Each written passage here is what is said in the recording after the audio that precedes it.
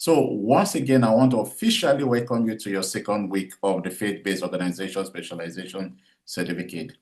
We did ask and thank you for our sister, the woman of God, she's a Professor Felicia, for introducing what we did learn last week about the triapod nature of a faith-based organization, where you should be able to deal with the spiritual angle, the mental, and then the physical angle.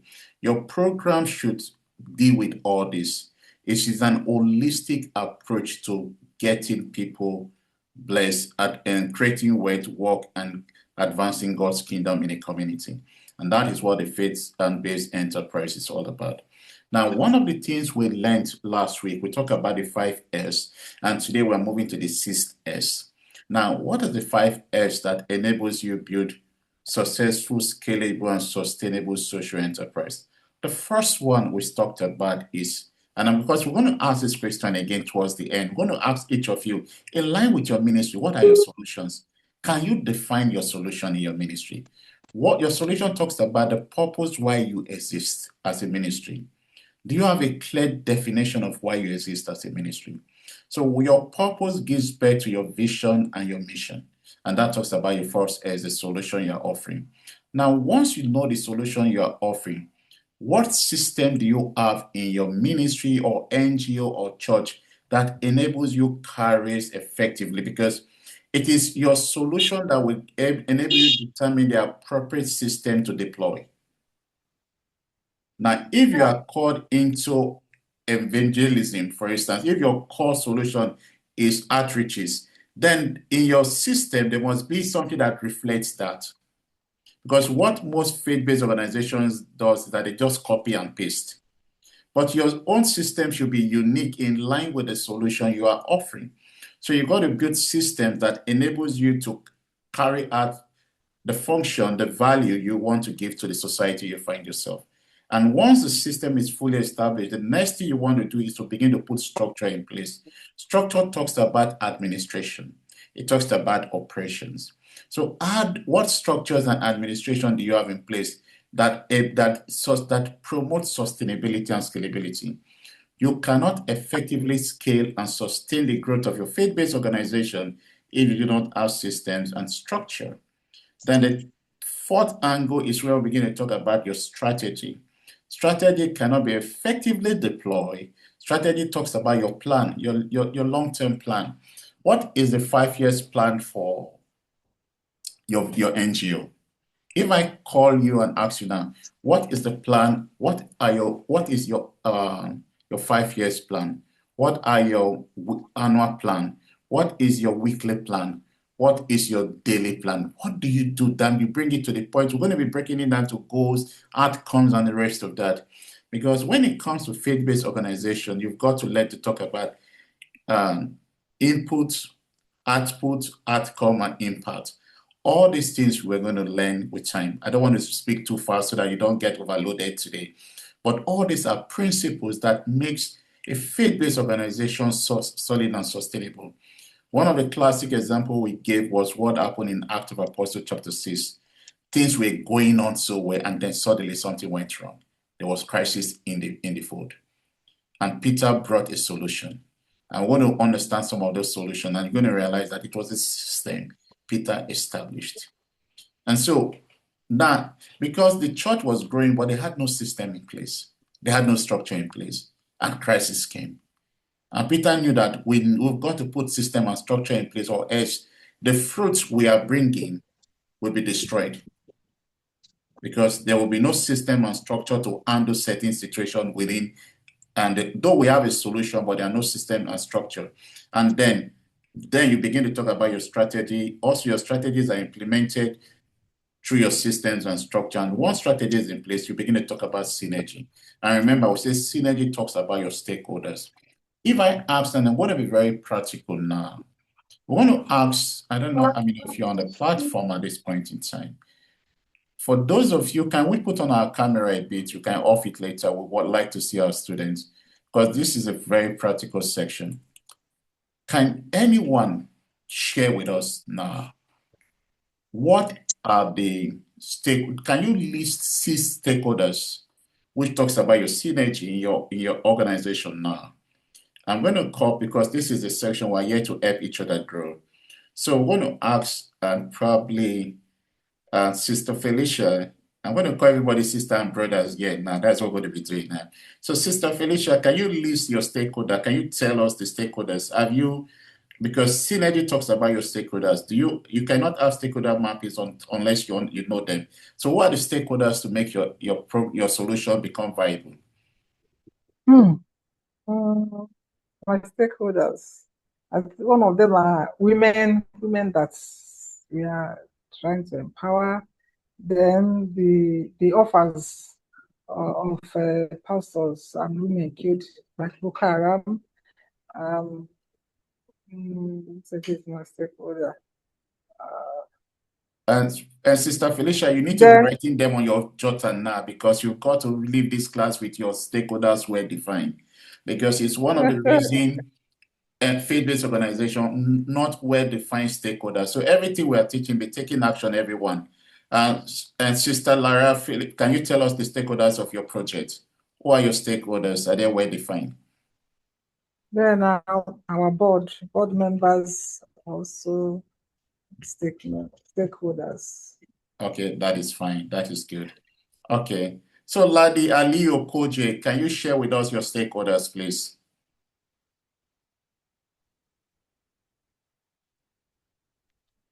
Your mic is muted.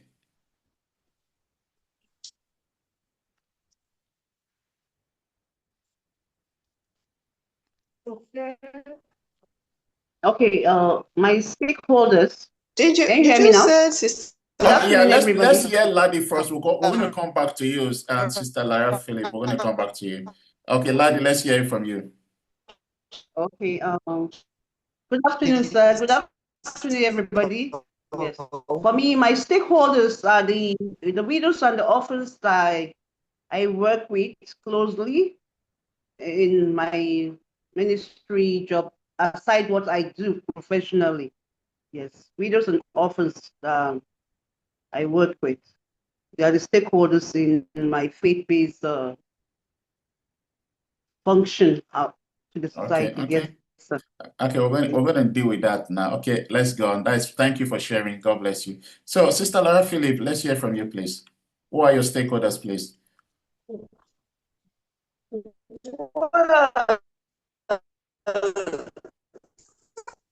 We can't hear you.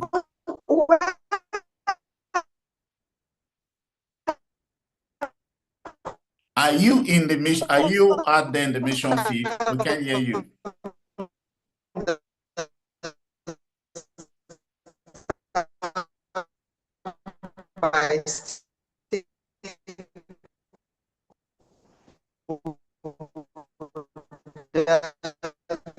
Okay, you know what? Okay, you know what? And good day, man. You know what will happen? Just mute your mic. You know what you do? Can you share it on the chat board so that we can know everyone's. You know what everyone will do right now? I'm going to encourage every one of you, please get a pen, get a jotter, because when you're in this class, you've got to take notes. I want everyone to do this, to write this exercise, because we are here to build a foundation that glorifies God. The first thing, let's go, the first one. Write 3 solutions that your NGO is designed, your church or ministry solves. What are the solutions? What are solution talks about why you exist? What are you called to solve, to provide? What are the things you exist for? Write minimum of 3, you put it there. The second thing, you write your system. What systems are you operating with? Do you have systems in place? System talks about framework. Do you have accounting system? Do you have what are the various systems you have? Because most people do not even have accounting system. They don't have human resource system. They don't have, because your systems enables you to, it creates sustainability and scalability. So write your systems you need to get that program work. And then after you put your system, go for structure. What are the structures? You can make research. What are the kind of structures I need or we need in this? You're going to realize that when you go through this exercise, one of the things you're going to find out, you're going to see why your organization or ministry have been stagnant. Most time we think it's demons. It's just because God cannot increase you beyond your capacity to manage. God will never increase us beyond our capacity to manage because God hates waste. So you have a solution, you have a system, you have a structure, and then your strategy. Your strategy, you're going to do it with your team, but put a page where you're going to work with your team, your leaders for your strategy. Then the fourth one is the synergy, which talks about the stakeholders. Stakeholders are not just the people that you offer services. Who are the people that they will benefit or have the activities have consequences on them? It could be government agency. You need them. Maybe there's a government policy that you need when it comes to that project. It could be sponsors. You need people that will give you money. They are stakeholders. It could be legitimizers, people that will legitimize that event. They are stakeholders. It could be users, people that will use your service. They are stakeholders. Most of you have just been focused on the users. You're not focusing on the legitimizers. Who are the people that will legitimize your NGO, your project, and the rest of that? Most of you are not focused on who will mobilize the operations, who will finance the operations. So these are all stakeholders. And when you have stakeholders, you have what we call stakeholders mapping. Now, what stakeholder does for you that they are the people that tend to form your board of advisors. You have representative from each of the stakeholders. They are the ones that come together and they give, because when you're having a decision, you want to make a policy, all the stakeholders have input. And that is why you have solid policy, because you don't want to make a decision and there's nobody from the financial sector that will tell people how to get the money. Or you don't want to have an idea where the people that will need the service are not there. So you're formulating a policy that the users may never use. So stakeholders are simply everyone, and the vision and the mission is the center, and you connect it to the various stakeholders. How the users are affected by the project, the financiers, the sponsors, how they are all influenced by what your vision, your solution. And that is why every one of you need your stakeholders, and you need to get it clear and make sure that no part of the stakeholder is missing. Every part of the stakeholder needs to be part of that. And so once you have a stakeholder, it is cool. Now, the other thing we talk about, you begin to talk about the sixth one we're sharing today is your specialization. What is your specialization? It talks about your skill sets. For instance, we'll ask, you are running a project for women. Do you have members of your staff that understand how to run women program? What kind of program are you organizing for women? Do you have people with such skills within your organization? That is why I'm impressed with churches that are sending their members to attend this program, because you need skill sets. If you're going to have somebody that will become the program manager of your organization, is he well trained how to manage faith-based organization? Or is it something because he knows how to speak in tongues? And then you say, this person can speak in tongues, so I want you to be the church manager. It's going to bring down your church. Does he have the requisite skill?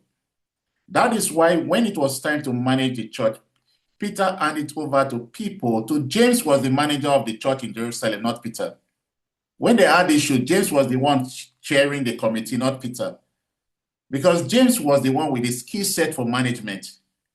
Peter was not the manager of people, but James was, and they understood, the early church understood that. And so you're going to ask yourself, you may be putting and Jesus Christ knew, he didn't make John the treasurer.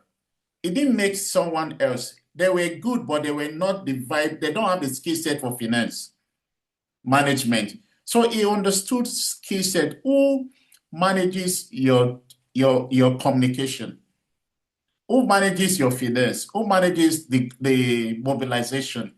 Do they have the rights? Who oversees the operation?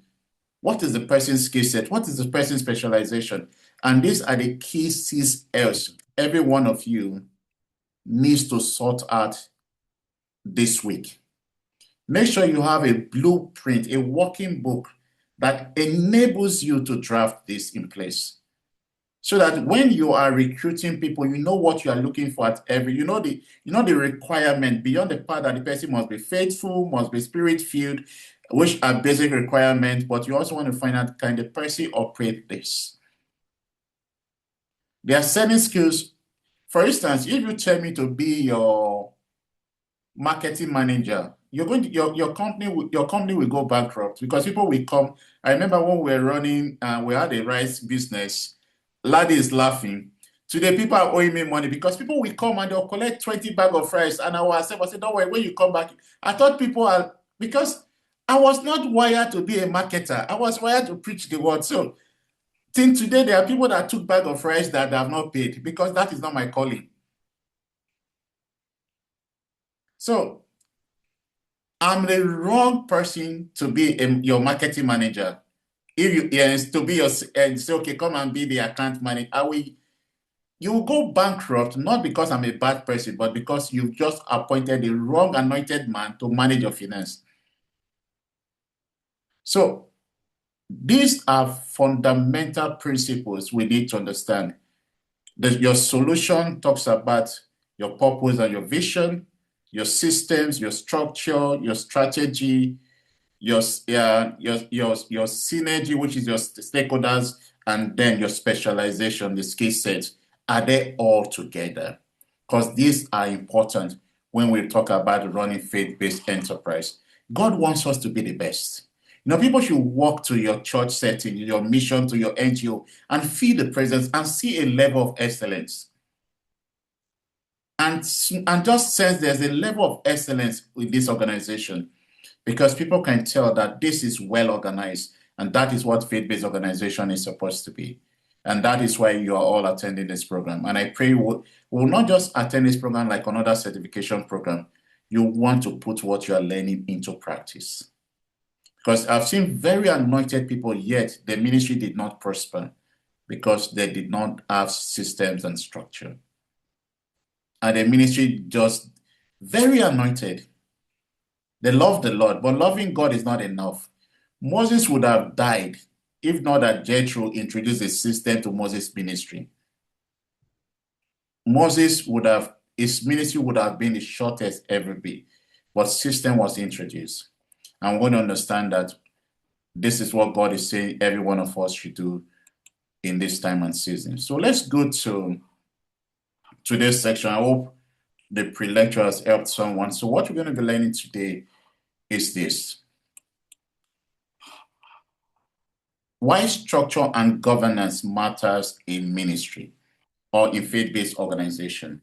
So I said many faith-based initiatives fail not because God did not call them. No, God called you, but because they lack structure, order, and accountability. You see, while calling gives birth to vision, governance sustains it. What is the governance structure of your organization, your church, your ministry, your NGO?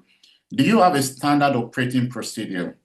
Because you have the call, but governance, and we'll go through scriptures, you're going to see this.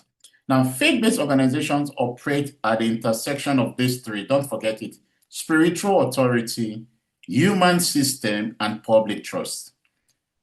Every faith-based organization must have these three: spiritual authority, human systems, and public trust. And that is what, so I'm going to be sharing. For those of you, we're going to discuss that later by the end of this lecture. Let's talk about defining organizational structure. Now, in faith-based organization, there are basic things you're going to look at for who leads, who decides. When you're talking about structure, what structure answers is, remember we talked about systems and structure, now we're talking about structure.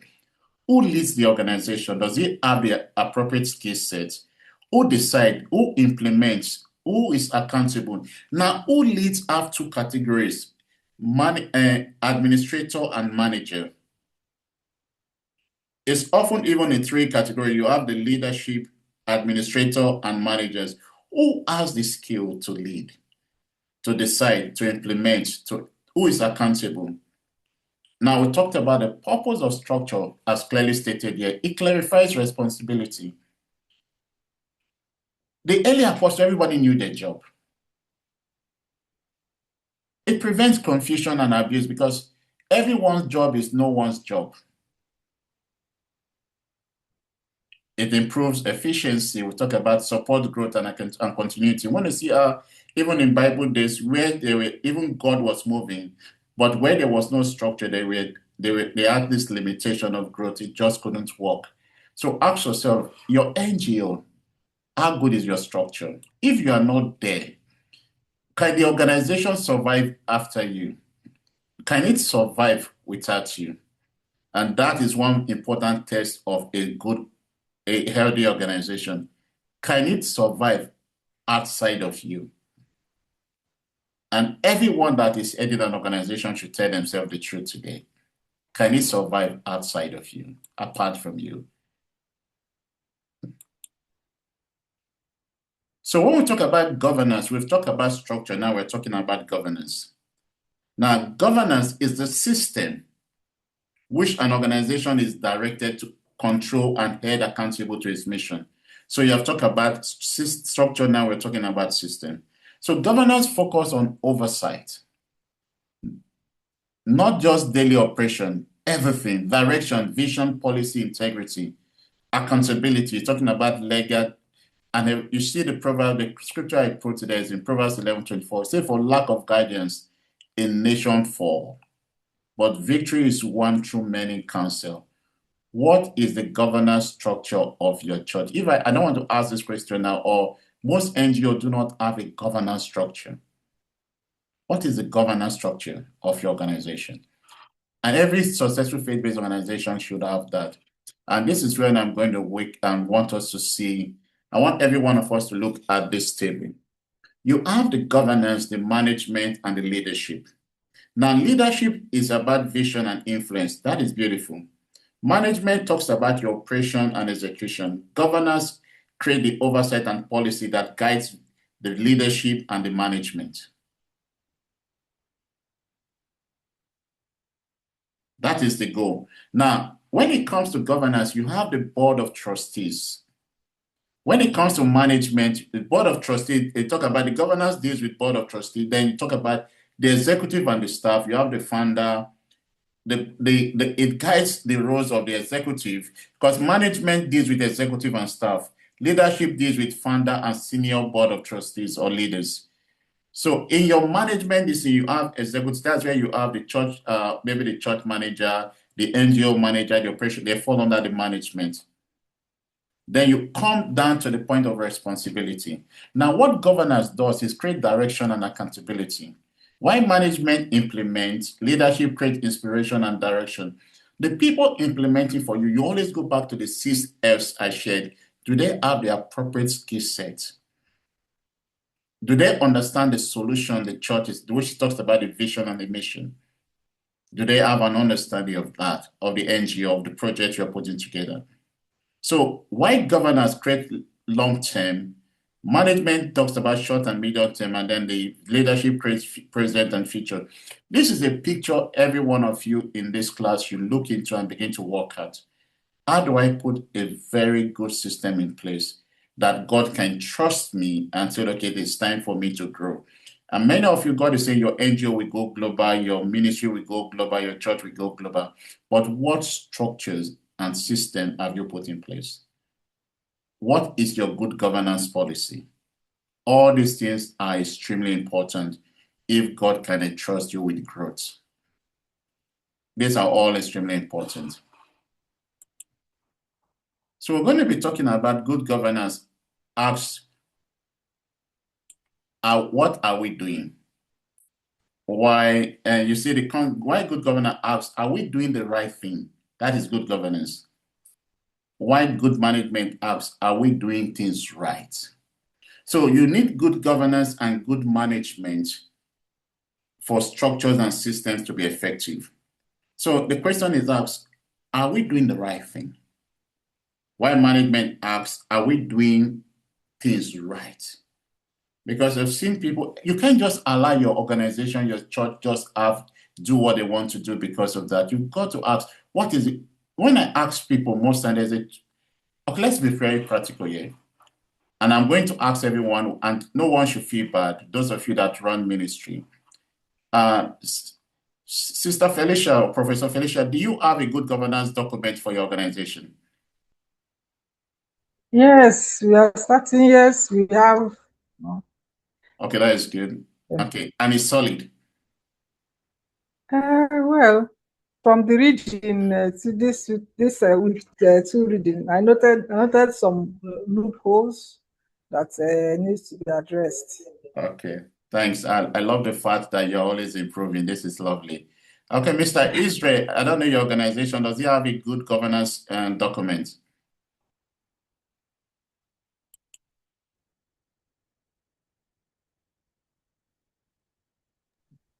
Yeah, we have in Calvary Ministries capital.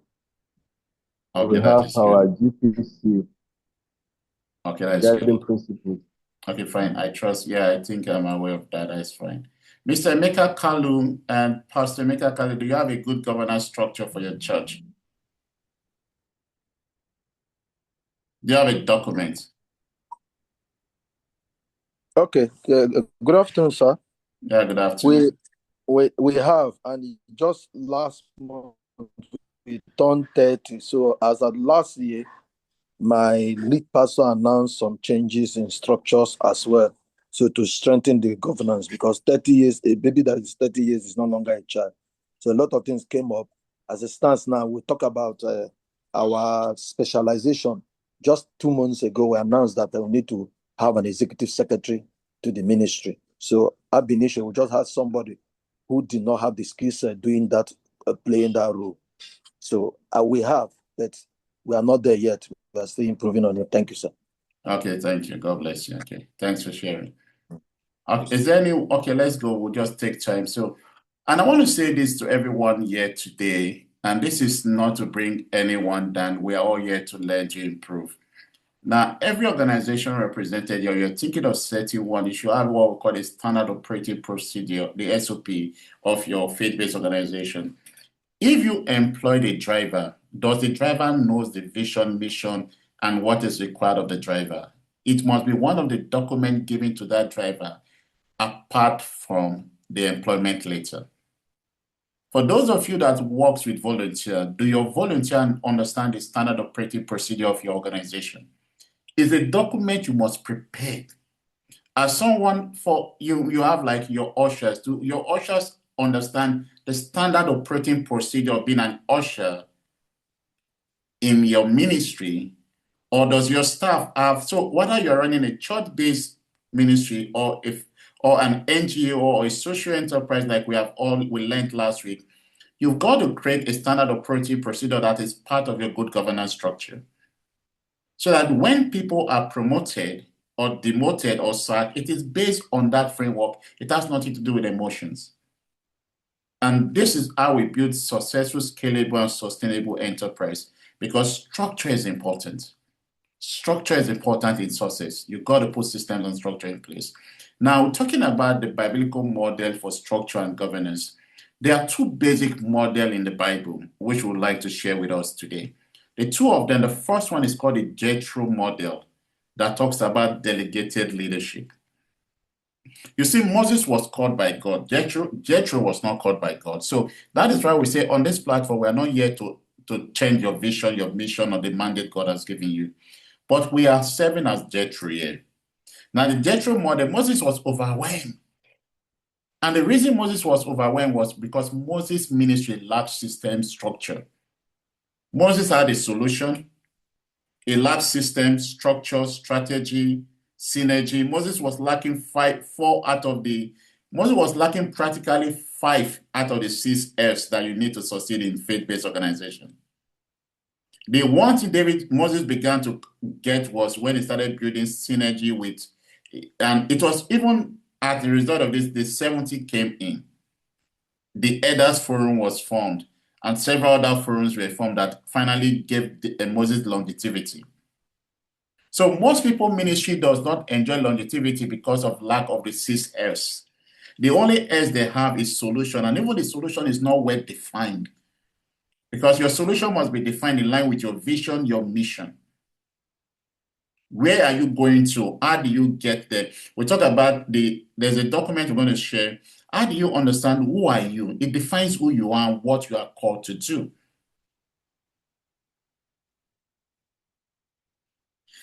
There's a test I would have loved to share with us now, but I don't want anyone to, we might still do the practical here today.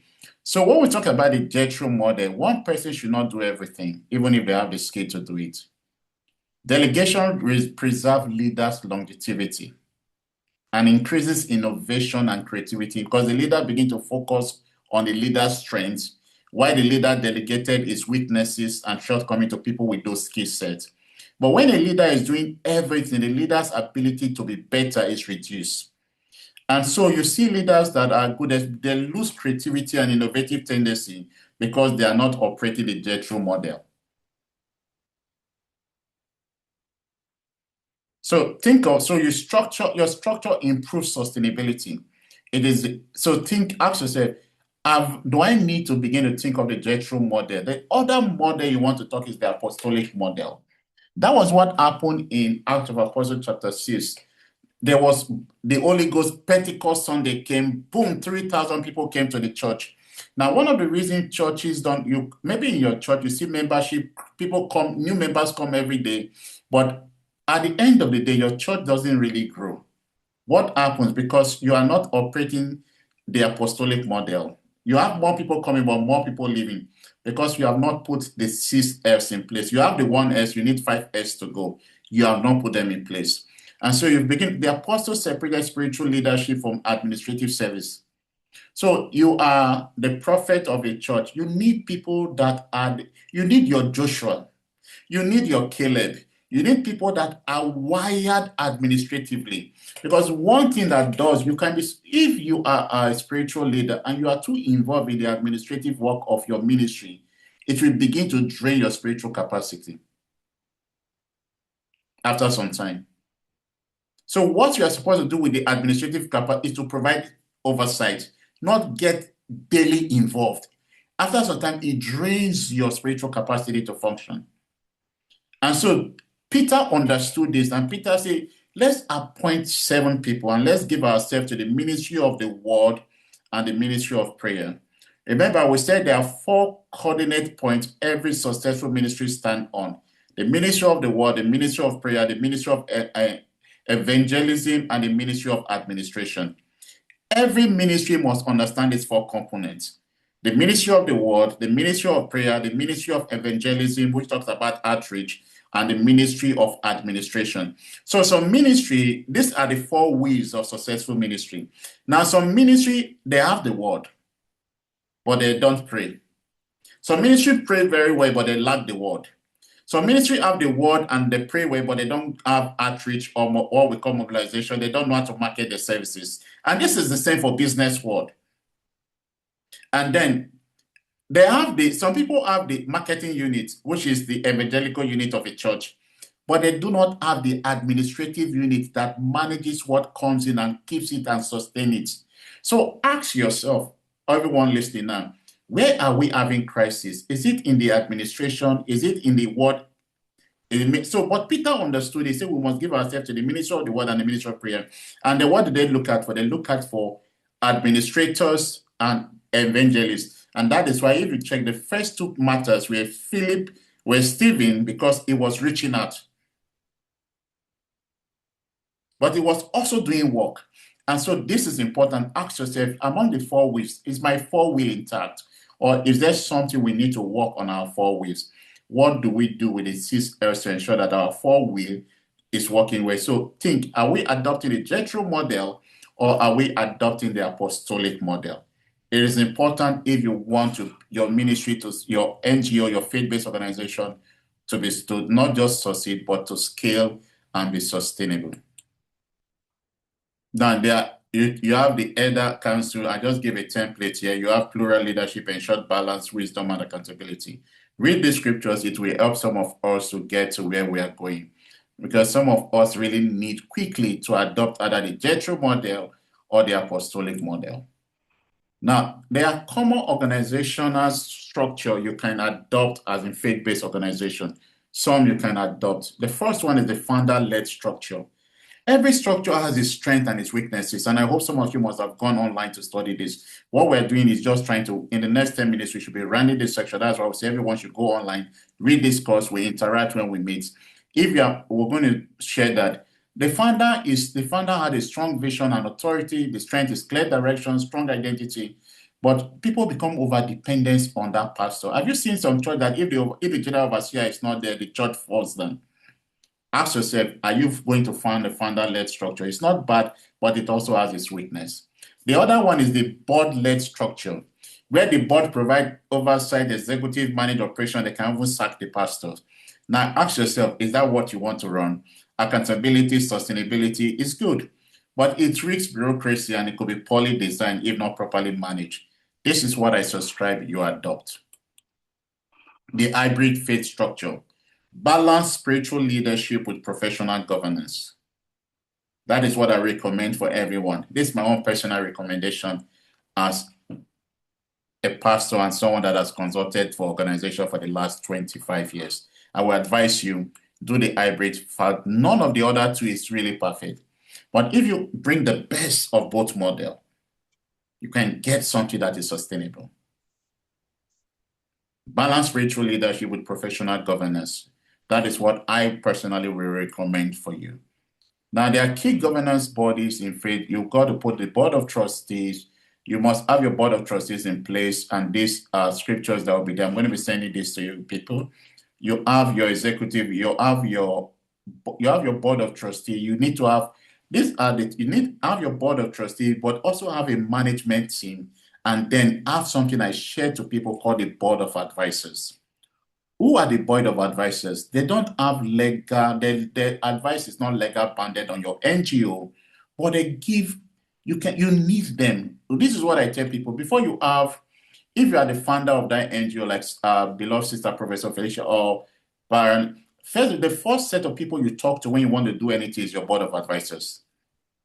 Your board of advisors, these are people experienced in different areas. You trust, they have experience, some have even more experience than you. You call them for a meeting and you tell them where you are going. And once they share that with you, that makes you solid before you call in the board of trustees. So the board of advisors, make sure the board of advisors, they're independent from the board of trustees. You meet with them maybe once in a quarter, and you, the founder of the organization or the lead of the organization, you are part of the board of advisors. And there are people that are wiser than you. You respect them. Maybe they are reward they get that are different from other people, but they are not legally banned. You are not legally bound to follow the council, but you honor them. You can take them on vacation from time to time, respect them in one form or the other, but do not joke with your board of advisors. And it is the quality of your board of advisors. The Bible says in the multitude of counsel there is safety. You cannot go to your board of trustee meeting with a more solid direction. So I always advise people, get a third component when you're putting your good governance in together called the board of advisors. It will take you far. Then you talk about the rules. You're going to listen to that and get your rules in place. Those are some of the things you need to share. Now, there are core principles of good governance I want to share because of time. I think our time is almost getting done. And when you talk about accountability, transparency, integrity, stewardship, all these are qualities of a good governance. Who are you accountable to? First, God, the beneficiaries, the donors. Do you write report to the donors? Do you report to regulators? Open decision making, clear reporting, honest communication. All these things are principles of good governance structure. You want to look into that. All these are extremely important. I want to encourage you. These are the core principles of good governance to run a faith-based organization. Now, and please do not appoint people that have not been properly trained to run your organization, other managers or this thing. They need to understand so that they don't put you in trouble. All these are important. Now, there are policies every faith-based organization needs. One is the conflict of interest. This is important. I'm going to take my time and share this. Every faith-based organization needs these policies in place. Make sure you have the conflict of interest policies in place. Make sure you have it.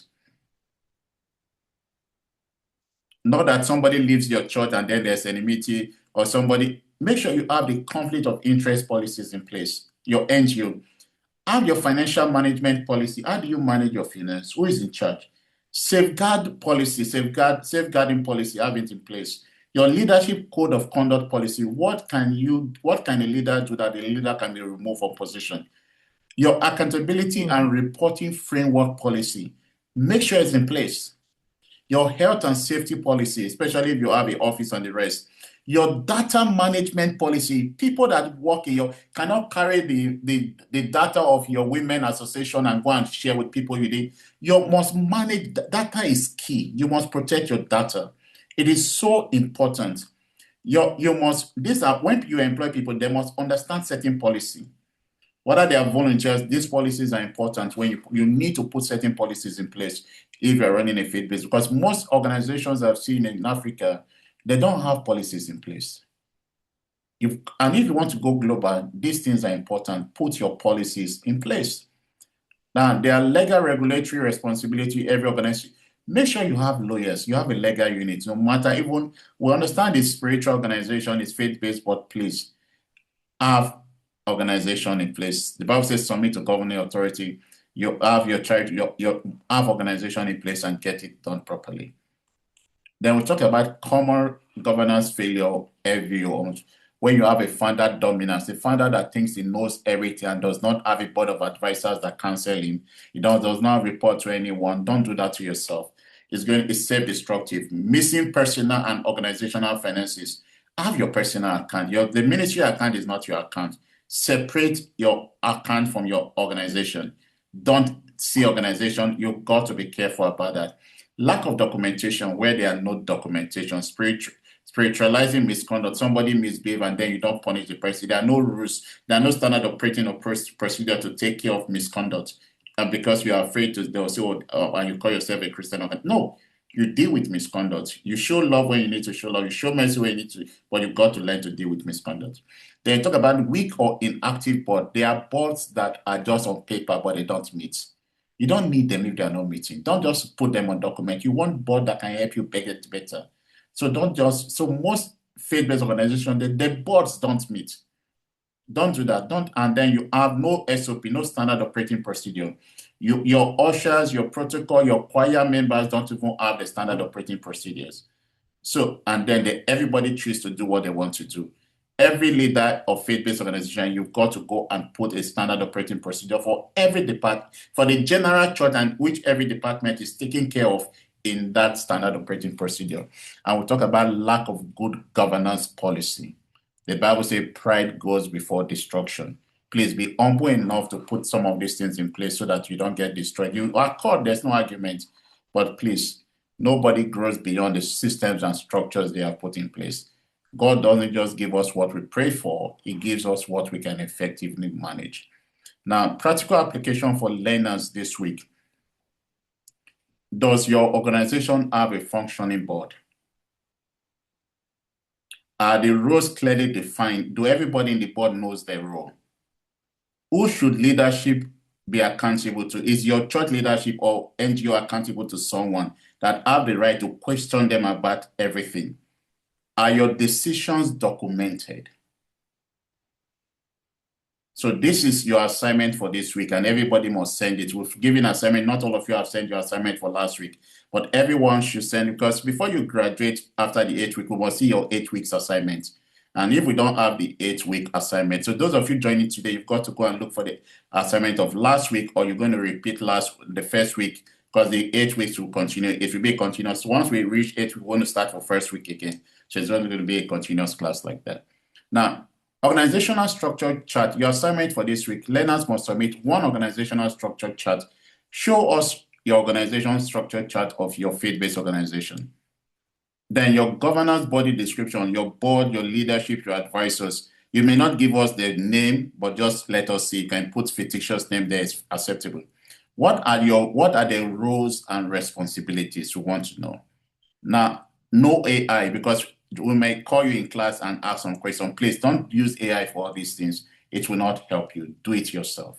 Now, accountability and reporting mechanism, do you have it in place? Let us get to know. Because this program is designed to help you build successful, sustainable, and scalable faith-based organization. Having said this, we're going to be calling the class a close for now. We're just going to give question for 5 minutes. And then before we go, there's a link for the program. Go to that link, go online. The course is free. Click the link that is going to be sent on this platform. Where you see buy now, just click buy. Don't worry, don't put your money. Put your details, go to the student profile and register as a student of the school. We're going to send you the student profile. You feed the student, every one of you should, because you're official student of the London School of Global Entrepreneurship. You do your student registration profile, then you do your course profile. All those will be sending to you this week. Please go through the profile so that you can go to the back office and you will see all these materials there. You can also do it on your own, so you don't have to wait till you come to class. Class is supposed to be a practical section where we discuss certain things. So we encourage everyone, when we send the links between the next 2 days, please go and follow. Those of you that have not done your student registration, you're going to see the link. Fill your listing, put your pictures there, and then when you graduate, you can be part of the London School of Entrepreneurship Alumni Club. So we just want to encourage everyone to do that. Having said that, the class is done. Is there any question? And please do not joke with your assignment. If we do not see your 8-week assignment sent to the email we'll be talking about, you will not be getting our certificate. The certificate, and like we said, for you to get your certificate, you just make a donation of any amount, and then we'll accept that, because that's what we want to do. We want to make sure as many people get this training. So if you make a donation of any amount, you get your certificate. But the training itself, we are deciding to make it free for the time being, because we want to get as many church people build organizations that are successful and sustainable. So if you choose to pay £10, £20, £1 million to get your certificate, may God honor you. We are leaving everybody to make that decisions themselves. But the training, you can choose to get the training and not need a certificate. That is fine with us. Now, having said that, I want to say God bless you all. You take care of yourself. Is there anyone that have a question to ask? Put up your hands. If not, we're going to be calling the class a day. I have many questions. You say? I have many questions. Okay, please ask. From the reading, when I was reading the lesson for today, I was just marking places I have questions, like where we talked about governance versus management versus leadership. And we are just starting our organization, so that's why I'm taking this course. So I'm looking at what I'm reading, I'm also looking at what we are doing. Governance, management, leadership. So it appears that I am all of them. At what point do we need to increase number of people and FBO that is starting new? At what point do you need to get people that fill all these vacancies? Now, okay. At this early age. And what you do is that it's like when you're building a house, you put the framework. Make sure the frameworks are there. And as you begin to grow, if you can get them on volunteer basis now at the beginning, fine. Because you can ask for volunteers and they become part of the system, they grow with the system. That would be beautiful. But if you can't get volunteers, you get people that can suit in and you grow. But know that you need this to grow. You need to put structures in place and system. But make sure they're on document so that you know what you need at every given point in time. Okay, thank you so much. Then on the biblical models of structure and governance, the Jethro model, the apostolic model, they all have strengths and weaknesses. Common organizational structures. Yeah. Or is it that? Yes, I saw that hybrid faith-based structure. There's no strength, there's no weakness. I don't know why it's so. Now, because what you do with hybrid is that you checkmate the weaknesses of both this other structure and you just pick the strength. Because now you have a leader that works with administrators. So you can be the general person. What that means that you have adopted the 6 L's. So at that moment, the hybrid model is someone that has adopted the 6 L's of building a faith-based organization. Thank you. Then on core principles of good governance, operational policies that every faith-based organization needs. Okay, so just like the first question, maybe in principle, we need to have all these policies on ground. Yeah, you need to have them on ground in principles. Yeah. When people come, they must know your principles. You must have you must have an organization culture, values. When people come, they know this is the culture of the organization and the principles and the value. Oh, okay. So they have to be on ground. They have to be on ground. They are the foundation of your ministry, of your organization. Okay. Thank you so much. Okay, you're welcome. Any other question, comments?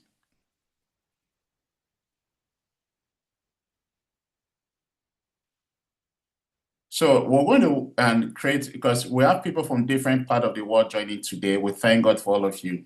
So please, as we go on, we want you people to go to the student side. I want to be sending the link for the registration and then the link for the course. You are all in the program now, but we want to make it official so that when you finally get your certificate, even the UK government, we know that you went through the course, and that is important. So I want to thank you all for coming. God bless you. You have a lovely day and stay blessed. Bye for now. Thank you, sir. Bye. Bye. Bye, sir. Bye. Okay, bye everyone. Bye, Mike. Okay.